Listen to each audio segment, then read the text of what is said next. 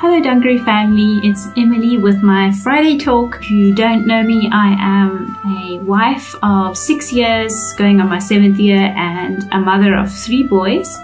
And I love to share everything to do with relationships and marriage and community. This is the first part in a series of talks that I'm going to be doing on wifely submission and what it means to me, my experiences, and what I believe to be what God meant when He said, wives, submit to your husbands. So in this first part, we are going to be talking about why we should submit to our husbands, and also why a lot of Christian couples have interpreted these verses in different ways and have found ways to make that command obsolete, and why I think this is a big mistake.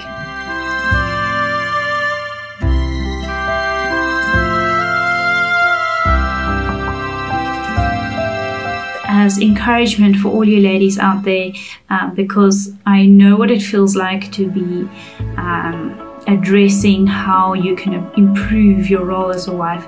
It's a vulnerable thing. We all feel vulnerable about it. And as encouragement, I would like to quote to you 1 Peter 3 verse 7, which says, "Husbands, in the same way be considerate as you live with your wives, and treat them with respect as the weaker partner, as heirs with you in the grace of life, so that nothing will hinder your praise." The reason why I quote that is because it's a representation of the ideal marriage. And while I don't believe in telling your husband how he should be managing the home or being a husband, it is good to keep that in mind and to know that this is what God has in mind when He speaks about a godly marriage. So today we are talking about why wives should submit to their husbands. Why is this what God has asked us to do? As I mentioned, there are so many aspects to submission. For instance, deference, respect, honoring, joyful surrender, purity, inner beauty, discretion, reverence, obedience, being quiet, inner strength, faithfulness, repentance. And before I dive right into it, I have to put it out there. These are my ideals, and I'm speaking from my own experiences, but also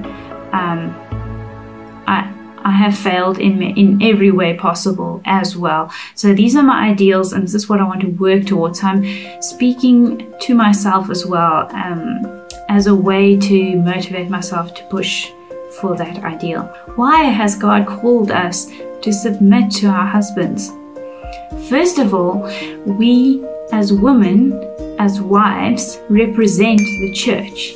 I mean, if you just think about that for a minute, that is huge. We represent the church to the world, to ourselves, to our husbands, to our children. Our submission, our reverence, our honoring of our husbands is the same way the church should be doing this for Christ. That is the responsibility we have to show. Secondly, we are called the weaker vessel. That means we need protection, and we are not the same as our husbands. We need to put ourselves under our husbands for protection. Thirdly, our submission strengthens our husbands, and I'll go into that in another talk. But the long and the short of it is, we become one flesh with our husbands, and that means we're mutually benefiting each other. When we benefit our husbands, we also benefit because he's stronger, he's more successful. Therefore, you as a wife, as a unit, you are growing and becoming stronger. Fourth, we are glorifying God in submitting to our husbands. It is to His honor and glory that we do this. He has asked us, He has called us to do this, and through this unquestioning surrender, we testify to something greater than ourselves. Number 5 is submission to our husbands is a sign of our faith in God. When we are subjecting ourselves to our husbands, we show that we have a trust in something outside of our reasoning. And this is a very strong testament to others that there is a substance to our faith. This is the substance of our faith, is to show trust in God, that He has asked us to do something that is clearly risky, but we still do it trusting Him. Number 6, this act of submission also serves as a catalyst for resolving conflict. When you are at loggerheads with your husband, submission must come into play and the argument is resolved. Number 7, it's a great blessing to our children. Our children see a strong union, our children see a united vision and clear direction, and they are deeply blessed. It is one of the greatest blessings you can give your children. And number 8, submission is going to give you life more abundantly. And while I can't give you a psychological argument for it, I can speak from experience that your life will be fuller, you will be more satisfied and happier. So having said all that, it begs the question why a lot of Christian couples don't subscribe to this model of marriage, and why there is this apparent need to reinterpret the scriptures, when to me it seems very clear what God is saying regarding wives submitting to their husbands. It's very, very clear to me. I mean, I can quote 1 Peter 3 verse 3, which goes as follows: Wives, likewise, be submissive to your own husbands, that even if some do not obey the word, do you hear that? Even if they don't obey the word, you still submit. They, without a word, the husbands, without a word from you, may be won by your conduct, when they observe your chaste conduct accompanied by fear, the fear of God. Do not let your adornment be merely outward, arranging your hair, being all pretty. Rather, let it be the hidden person of the heart. So it's that inward reworking of your heart, with the incorruptible beauty of a gentle and quiet spirit, not a woman who challenges, not a woman who is clamorous or who demands to be heard, which is very precious in the sight of God. For this manner in former times the holy women who trusted in God also adorned themselves, being submissive to their own husbands, as Sarah obeyed Abraham, calling him Lord. Now that is just unheard of in today's time, a wife calling her husband Lord. Whose daughters you are if you do good and are not afraid with any terror. And wow, calling a woman to be her husband's servant and to be subjected to him is a rather fearful thing. A lot of us women feel affronted, we feel concerned and afraid. But we are called not to be afraid. We are called to trust God. This is how we demonstrate our trust in God. And if you don't see yourself subjecting yourself to your husband, don't get married. That's the long and the short of it. If you only want to serve God and be accountable to Him directly, don't get married. Because if you get married, you are putting yourself under a man who is in direct connection with God. The hierarchy is very clear. God, your husband, you. In today's day and age, psychology is teaching us self-fulfillment, that everybody is a king and everybody is a queen and everybody should be on a pedestal. Let's just dive into that Christian mindset where we have found ways to get around wifely submission. So one of the first things Christian couples tend to come into agreement on is to avoid inequality is they want a partnership. The thinking is equal autonomy. We equally decide, we equally consider each other's opinions and equally step forward in life. As ideal as this sounds, it actually doesn't work. And I'll try and explain this to you. I took a look into business partnerships because that is one business model that has notoriously failed time and time again. And it has proven to be a very unnatural balance because it's so idealistic. I'll link an article below that explains the dynamics between business partners and why it is so difficult to maintain that equality in the business ownership. One of the main things is the thinking that everyone's going to bring the same things to the table. But it's not true. It's just impossible. We are all so different to each other. We are not bringing the same things to the table. And that goes for marriage as well. Men and women are, first of all, quite different.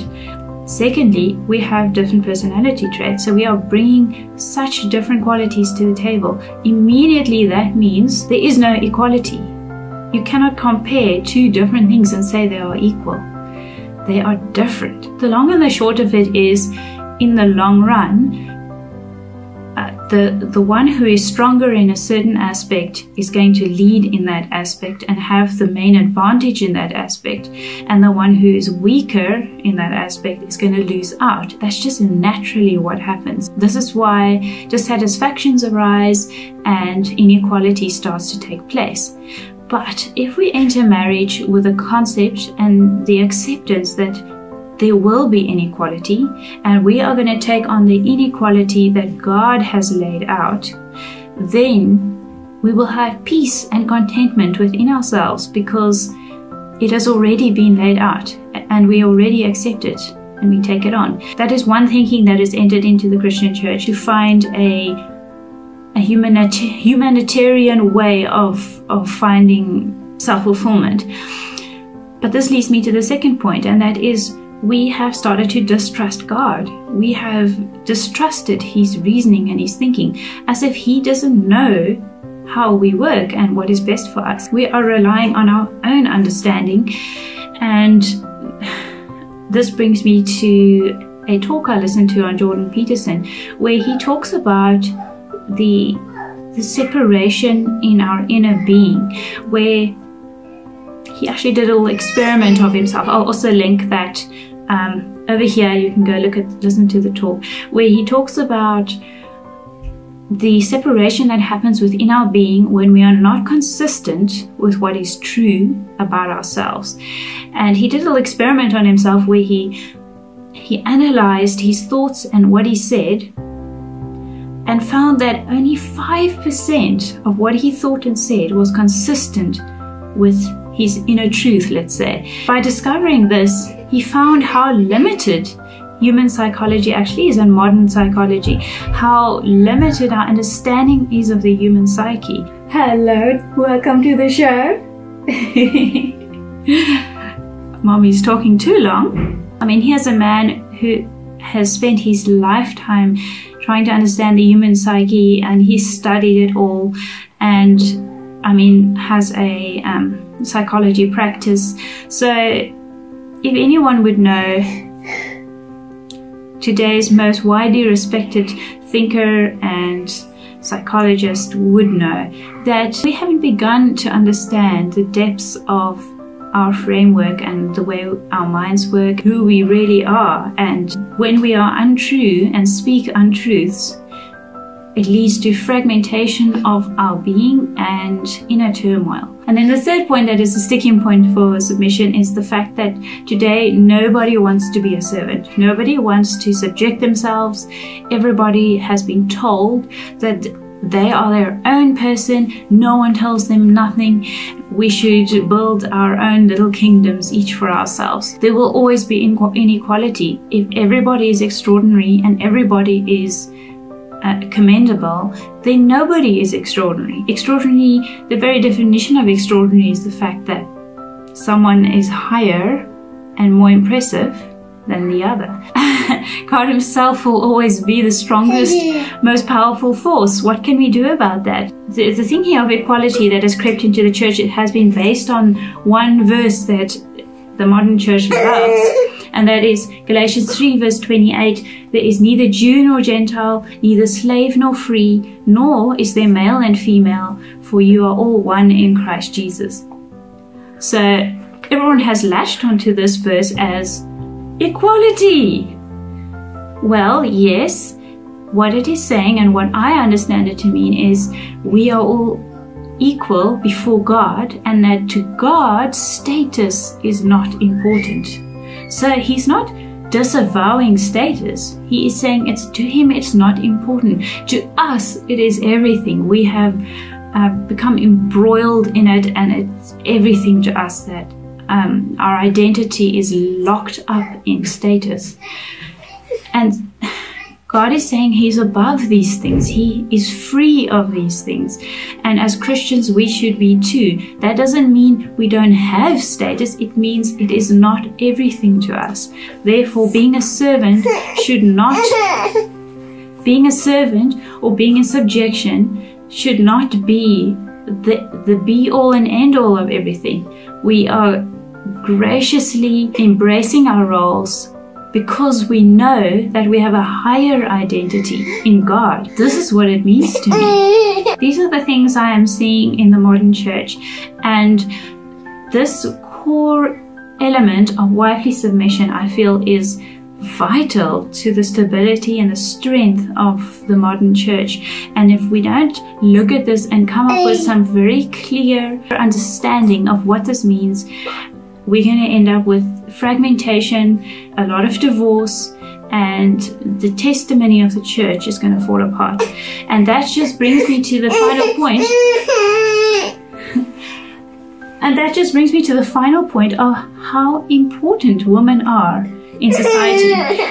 How important our roles are. As quiet, as gentle, and unassuming as it is and as it sounds, it is vital to the stability and the strength of our homes and to that of the church and the testimony of the church. And I would also just like to finish off by saying it is the most empowering, fulfilling aspect of womanhood for me. And I have not in the least found it to be demeaning or unfulfilling as many people suppose it would be. I mean, I get the sense that a lot of women see it as a limitation on our freedoms. And yes, it certainly does limit us in certain ways, but there is so much else still completely open and free for us to take. I mean, the Proverbs 31 woman sums it up so well, where she is known for her business and her intelligence and her provision. She is wealthy.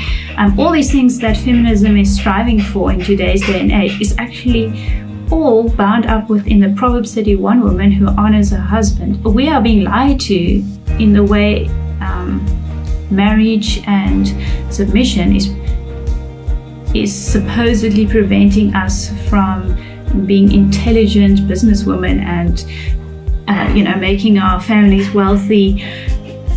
There is nothing preventing us, and in fact we are encouraged to do that. So I want to dive into all the different aspects and how it ties together and what it actually means in daily practical life. If you are interested in hearing, if you aren't, I'm still going to put them out there, but I would love to hear your thoughts and how you see it from your perspective.